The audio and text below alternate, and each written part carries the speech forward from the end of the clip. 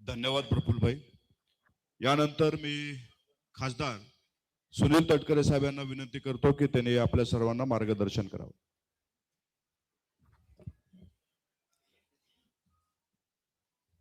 एका विमानास्क मनस्थितीमध्ये आपण सारेजण या ठिकाणी जमलेले असताना कर्तव्य म्हणून उद्याची जबाबदारी ज्यांनी धीरोदात्तपणाने स्वीकारून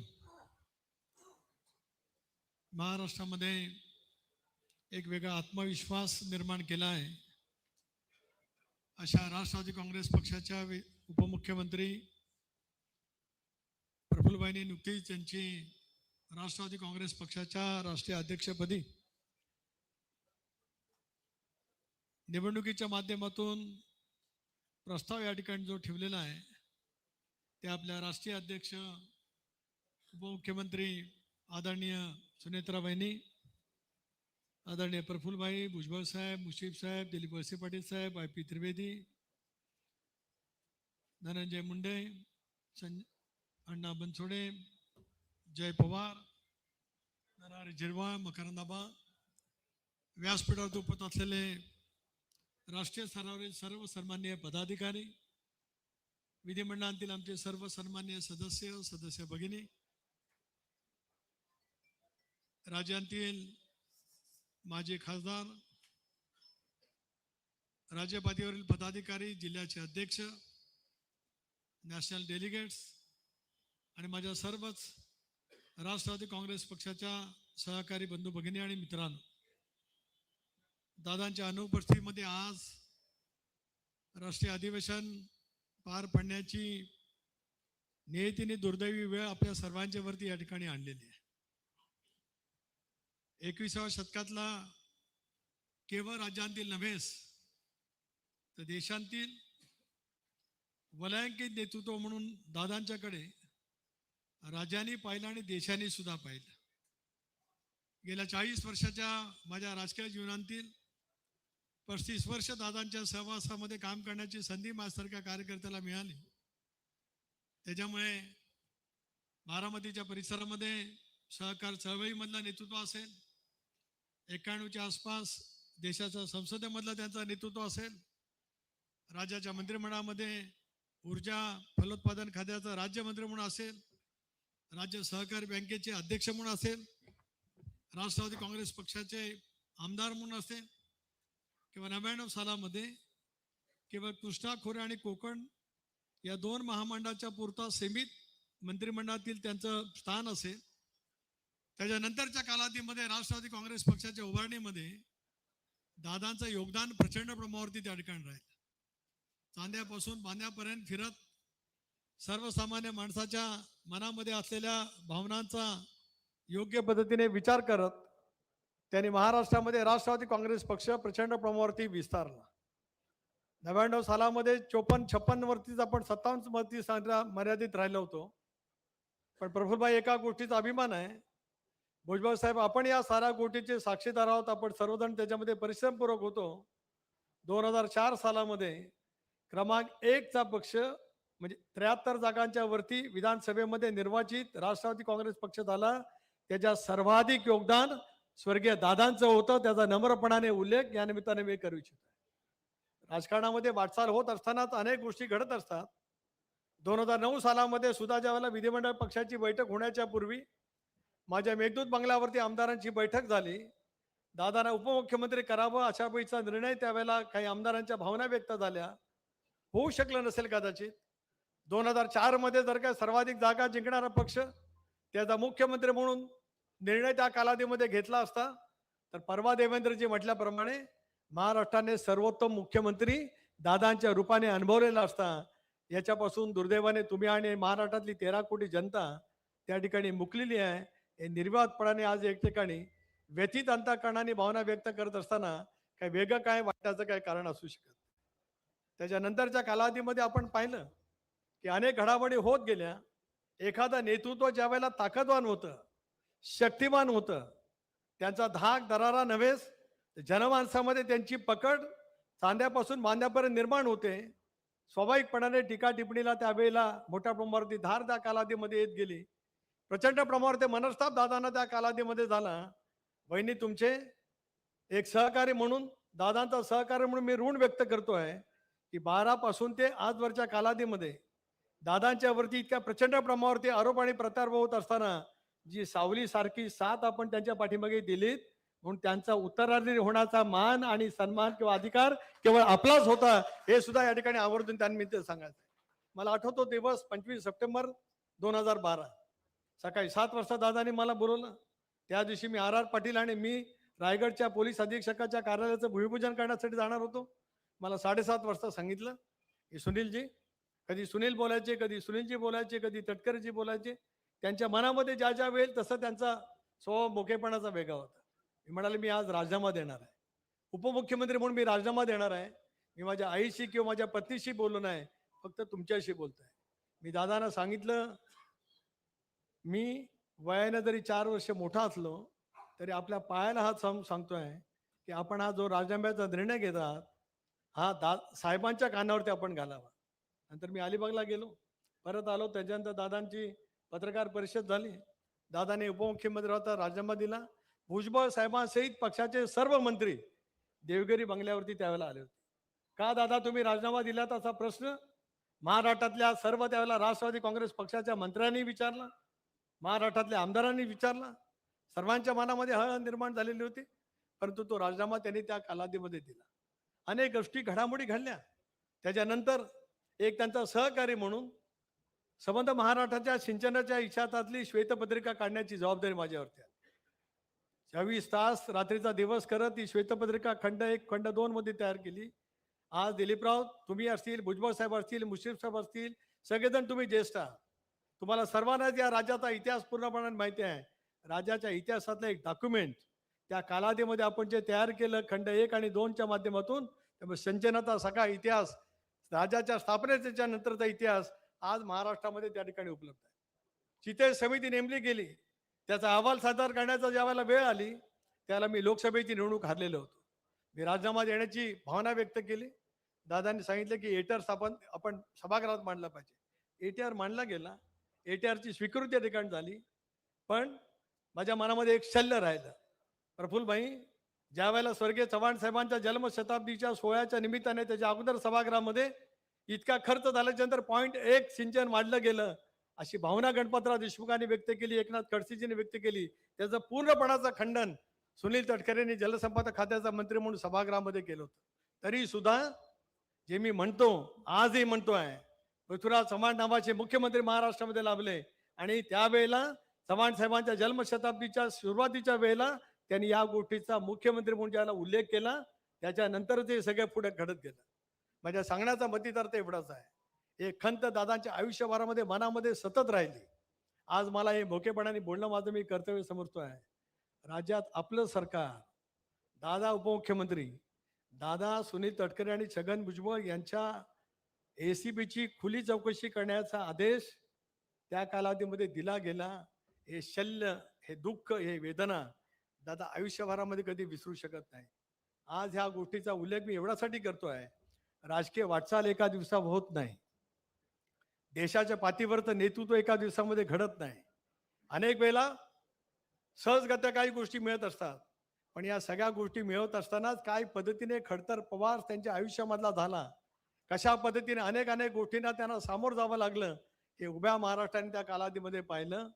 पण दिलदार नेता, त्याचबरोबर ती खंबीरपणाने आत्मविश्वासाने आलेल्या प्रत्येक बाबीला तितक्याच पद्धतीने तोंड देणारा नेता म्हणून अजितदादांनी आज या महाराष्ट्राच्या इतिहासामध्ये एक आगळेवेगळं स्थान त्या ठिकाणी निर्माण केलेलं आहे.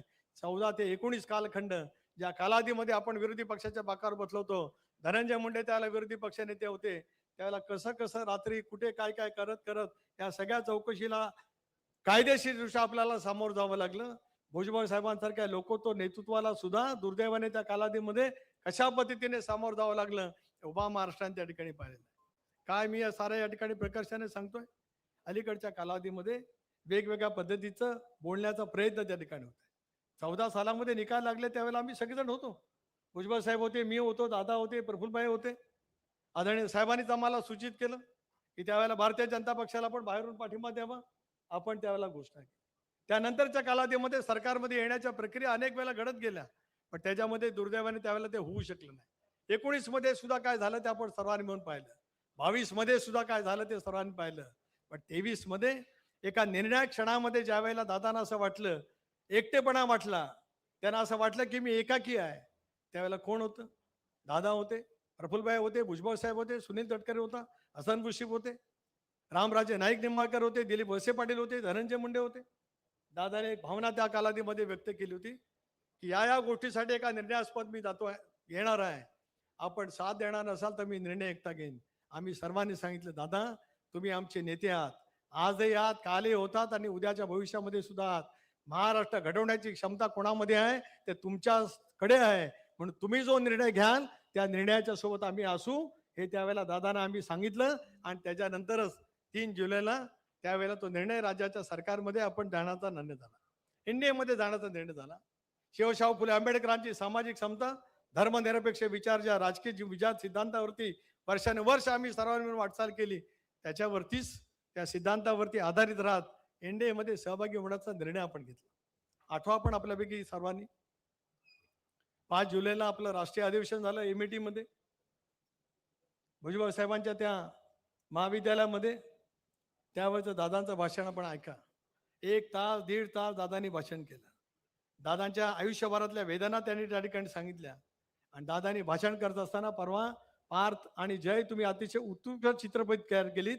त्याच्या दादांचं वाक्य तुम्ही जे दाखवले आहेत की मी एकटा नाही, माझा श्वास असेपर्यंत तुम्हाला सर्वांना सोबत घेऊन मी वाटचाल करणार आहे, हे दादांचं वाक्य एमईटीच्या आपल्या राष्ट्रीय अधिवेशनामध्ये होतं, ज्यावेळेला दादांना आपण राष्ट्रीय अध्यक्ष म्हणून त्यावेळेला घोषित केलं. ही आठवण मी एवढ्यासाठीच करतोय, कणखरपणाने एखादा निर्णय घेतल्याच्या नंतर अनेक बाबी त्या ठिकाणी त्यांनी त्या 1-1.5 तासाच्या भाषणामध्ये व्यक्त केलेल्या होत्या की काय पद्धतीने निर्णय आपल्याला त्या ठिकाणी घ्यावा लागतोय, तो निर्णय घेण्याच्या पाठीमागची पार्श्वभूमी काय, तो निर्णय उद्याच्या भवितव्यासाठी, राष्ट्रवादी काँग्रेस पक्षासाठी आणि महाराष्ट्राच्या हितासाठी कशा पद्धतीने असू शकतोय, याचं सुस्पष्ट विवेचन हे दादांनी त्या कालावधीमध्ये केलेलं आपण सर्वांनी म्हणून ऐकलं. टीका टिप्पणीवरती आपण सगळेजण गेलो, खंबीरपणाने आपण त्या ठिकाणी वाटचाल करत आलो.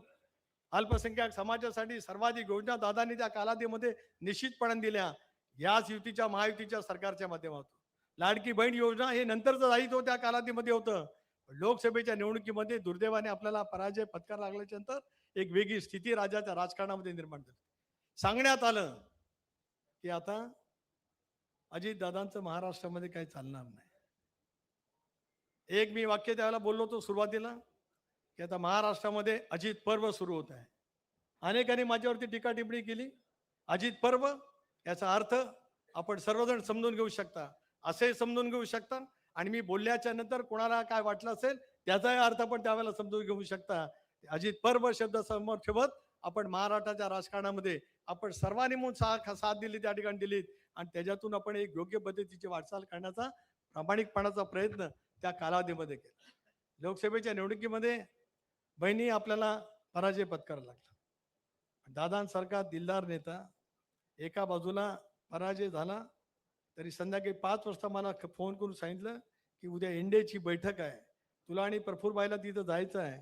मी सांगितलं मी जाईन दिल्लीला, पण तुम्हाला भेटल्याशिवाय जाणार नाही. त्यांना भेटलो आणि मग मी दिल्लीला गेलो, कारण माझ्यासाठी दिल्लीपेक्षा दादाच हे माझं सर्वस्व होतं. मग त्यांना भेटलो, त्यांना विनम्रपणाने अभिवादन केलं आणि आम्ही दिल्लीला त्या ठिकाणी गेलो आणि मग एनडीए मधला त्या ठिकाणचा प्रवास आपण सर्वांनी पाहिला. किती टीका टिप्पणी त्या कालावधीमध्ये सुद्धा सामोरं आला. अगदी आज वेगवेगळ्या पैकी भाषा केली जाते, त्याच्यात अनेक जण बोलत आले. दादांचं सकाळी 5-6 वाजल्यापासून सुरू होणारा कार्यक्रम उभ्या महाराष्ट्राने देशाने अनुभवलेला आहे. देशामध्ये त्याच्याबद्दलचं कौतुक वेगळ्या पद्धतीने आहे. काय बोललं गेलं, दूधवाला पण सकाळी उठतो, पेपरवाला पण सकाळी उठतो, बोललं गेलं त्या कालावधीमध्ये, हिणवलं गेलं.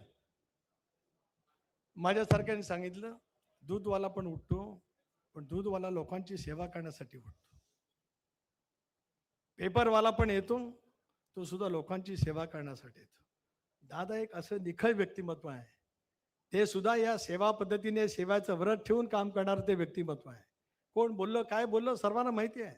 आणि असंही म्हटलं गेलं की सकाळी उठायची त्यांची सवय आहे, ती लवकर उठतात, ते कदाचित त्यांच्या बायकोची किंवा त्यांच्या पत्नीची काहीतरी मजबुरी असेल, मला कळू शकलं नाही.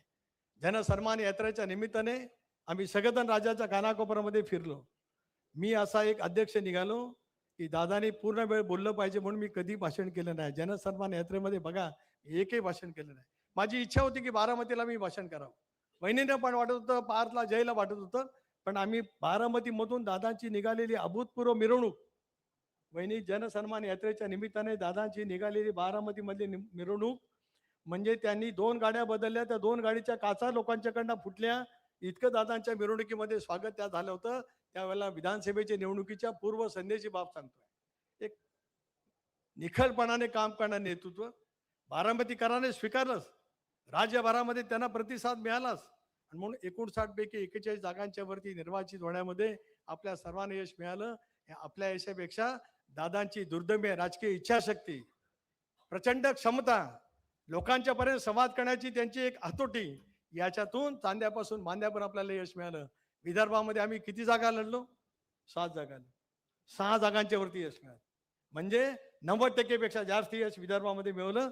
दादांचा नेतृत्वाचा करिश्मा, प्रफुल्लभाई आणि त्यांच्या सर्व सहकाऱ्यांची साथ पाठीमागे होतीच, पण विदर्भामध्ये सुद्धा त्या कालावधीमध्ये पाहायला मिळालं. मराठवाड्यामध्ये तर लोकसभेच्या निवडणुकीमध्ये महायुतीचा पाडाव झाला. एक संभाजीनगरची जागा सोडली तर मराठवाड्यामध्ये सुद्धा नांदेड असेल, हिंगोली असेल, परभणी असेल, लातूर असेल, बीड असेल, या सर्व जिल्ह्यांच्या मध्ये एक अभूतपूर्व असं यश राष्ट्रवादी काँग्रेस पक्षाने मिळवलं.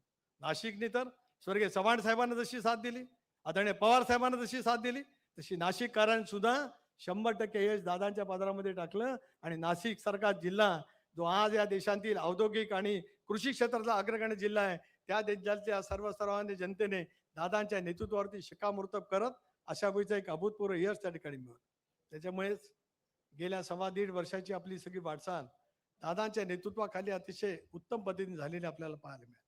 आज आपल्या सर्वांच्या वरती नियतीने एक दुर्दैवी क्षण असा या ठिकाणी आणलाय की ज्याच्यातून आज आपण वहिनींची अध्यक्ष म्हणून नेमणूक या ठिकाणी करतो. अनेक वेळेला अनेक पद्धतीचं बोललं गेलं.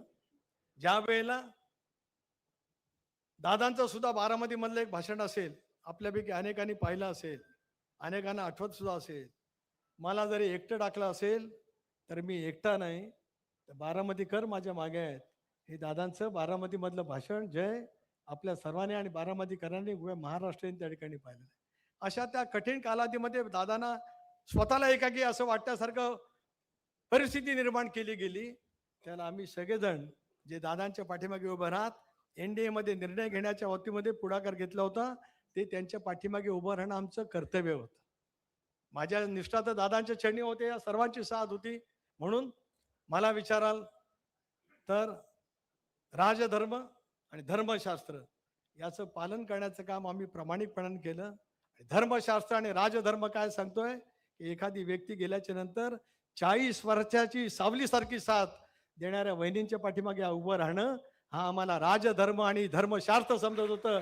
म्हणून वहिनींचं त्या ठिकाणी उपमुख्यमंत्रीकडून पक्षाचा नेता म्हणून निवड करण्याचा निर्णय घेतला. भले तर आम्ही टीकेचे धनी झाले असू, परवा त्याची नाही. अजूनही कोणाला पैसे देऊन ट्रोल करण्यासाठी जी टीम करायची असेल ती करावी, पण आमची नियत साफ आहे. आमची निष्ठा दादांच्या चरणी होती आणि उद्या सर्व आयुष्य बहिणींच्या सोबत राहत महाराष्ट्र घडवण्याचं काम आपल्याला पुढच्या कालावधीमध्ये करायचं आहे. होय, मी आज म्हणतोय की सुनेत्रा पर्व महाराष्ट्रामध्ये आजपासून सुरू झालेलं आहे, हे मी आवर्जून या ठिकाणी म्हणू इच्छितो. हे सुनेत्रा पर्व उद्याचं महाराष्ट्र घडवण्याचं काम तुमच्या सर्वांच्या साथीतून अतिशय उत्तमपणाने बरबट त्या ठिकाणी करेल, याच्यात कोणाच्या मनामध्ये संदेह असत काय का. म्हणून आम्ही सर्वांनी मागणी केली, या सभागृहातल्या प्रत्येकाने ऐकावं, कोणी मोबाईलमध्ये बघू नये. हे मी काय बोलतो ते ऐकावं. वहिनींच्या नेतृत्वाखाली भुजबळ साहेब, सुनील तटकरे, मुशीफ आणि प्रफुल्लभाई आम्ही मुख्यमंत्र्यांना भेटलो आणि आम्ही CBIच्या चौकशीची मागणी केली. पहिल्या दिवसापासून आम्ही सतत म्हणत आलो. मुख्यमंत्र्यांनी घोषित केलं, केंद्रीय मंत्र्यांनी घोषित केलं की याची चौकशी सर्वदूर पद्धतीची होईल. राष्ट्रवादी काँग्रेस पक्षाने सुद्धा ठामपणाची भूमिका मांडलेली आहे की जे जे काय मांडलं जातं त्याच्या सही चौकशी व्हावी.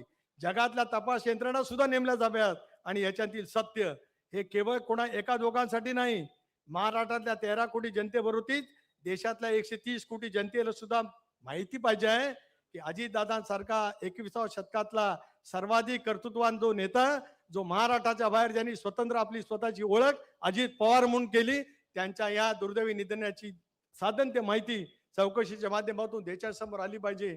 स्वच्छपणाची भूमिका पहिल्या दिवसापासून घेतली. मधल्या कालावधीमध्ये वेगवेगळ्या चर्चा झाल्या. आज त्या चर्चेला पूर्ण विराम त्या ठिकाणी मिळाला. मला एका गोष्टीचं शैल्य आणि दुःख वाटतं.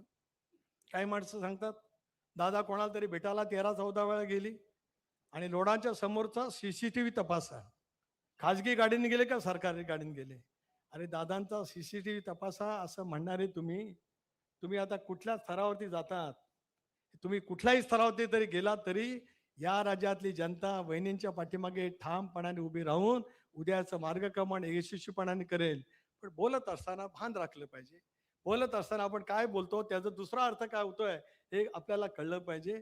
दादांचे CCTV तपासा, कोणाच्या घरात किती वेळा गेले म्हणजे चर्चेसाठी गेले, हे बोलणं म्हणजे आपण दादांच्या बद्दल नेमकं काय बोलतो आहात याची भान हरपणारी माणसं ज्या वेळेला वेगळापैचं वातावरण निर्माण करण्याचा प्रयत्न करतात त्या पाठीमागे निष्ठेने, ठामपणाने, आत्मविश्वासाने वहिनी ज्या धीरोदात्त पद्धतीने महाराष्ट्राचा जाज्वल्य इतिहास आहे, अशा पैसे प्रसंग आले त्या वेळेलाच तो एक इतिहास उभा राहिला.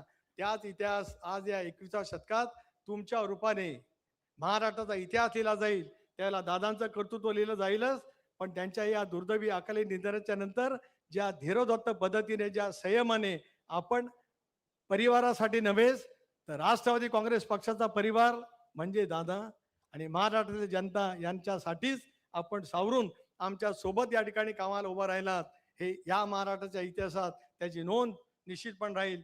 एवढंच मला या ठिकाणी या निमित्ताने सांगायचं आहे. म्हणून आज आपण अध्यक्ष म्हणून सूत्र घ्यावीत असा प्रस्ताव प्रफुल्लभाईंनी मांडलाय. त्याला आमच्या सर्वांचंच पूर्णपणाने अनुमोदन आहेच. मगाशी हात उंचावून आपण ते सांगितलेलं आहेच. पण उद्याची वाटचाल करत असताना अनेक बाबीला आपल्याला सामोर जावं लागेल.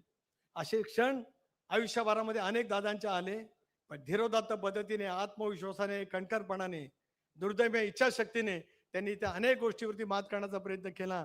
तोच मात करण्याचा भाग तुमच्या हातून सुद्धा पुढच्या कालावधीमध्ये नक्कीच होईल. आणि राष्ट्रवादी काँग्रेस पक्षाचा परिवार महाराष्ट्राच्या शेवशाहू फुले आंबेडकरांच्या या भूमीमध्ये अधिक कणखरपणाने वागण्यासाठी आपल्या हातून लोकोत्तर कार्य व्हावं, अशाच आई जगदंबेच्या चरणी या निमित्ताने मी प्रार्थना त्या निमित्ताने करू इच्छितोय. बोलण्यासारखं खूप आहे, अनेक गोष्टीची उत्तरं सुद्धा देता येतील, पण आज या बाबतीमध्ये मी काही बोलणार नाही.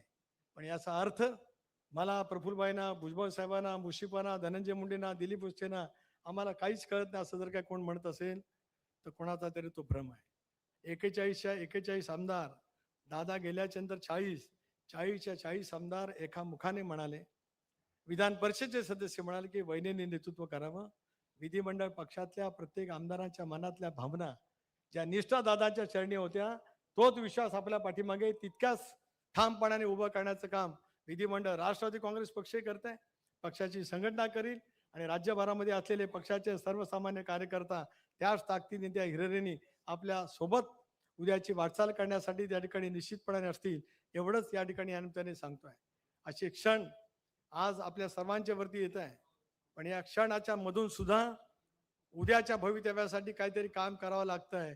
ही कर्तव्याची भावना मनामध्ये ठेवतच धीरोदात्तपणाने आपण या साऱ्या गोष्टीचा स्वीकार करतात, हे सुद्धा आम्हा सर्वांच्यासाठी खूप मोठं आहे.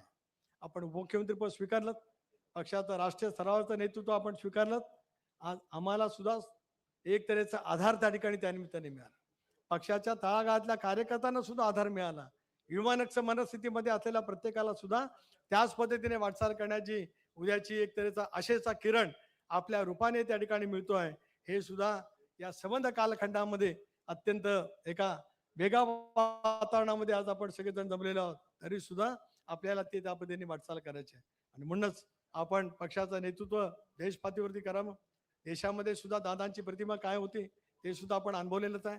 दादाने दिल्लीमध्ये मोकळेपणाने संवाद करत असताना त्या घडामोडी आम्ही कशा करत होतो त्याच्याबद्दलचं वक्तव्य केलं होतं, मोकळेपणाने केलं होतं पत्रकारांच्या समेत. तेच नेमकं दुसऱ्याशी दाखवलं गेलं. त्याच्याबद्दल सुद्धा कुठे काय बोललं, मी एवढाच इशारा करतोय जे बोलतात त्यांना की आता बोलण्याचं थांबवा, नाहीतर प्रत्युत्तर देण्यासारखी अनेक बाबी आहेत, अनेक बाबी आहेत की त्या सुद्धा कधी ना काहीतरी मग स्पष्टपणाने मोकळेपणाने बोलण्याची वेळ सुद्धा येऊ शकते. मग ते कधीपासूनच आहे ते पण सांगता येईल, पण नाही. आज दादांना विनम्रपणाचं अभिवादन करत असताना त्यांनी घेतलेला कुठलाही निर्णय, म्हणून कोणी सांगेल की आम्ही होतो की नव्हतो, दादांना एक विश्वास होता की जे मी सांगेल ते सुनील ऐकेल. याच्यापेक्षा दुसरी माझ्या आयुष्यातली दुसरं काय शिदोरी आहे. मी माझ्या आयुष्यात काय कमवलं तर दादांचा विश्वास कमवला, एवढं जरी मला मिळालं तर त्याच्यापेक्षा दुसरं का असू शकत नाही. त्या सहकाराच्या भावनेतून हे सगळे नेते दिग्गज भुजबळ साहेबांतर बाळासाहेबांच्या नेतृत्वाखाली काम केले. हिंदू हृदय सम्राट त्यांच्या नेतृत्वात.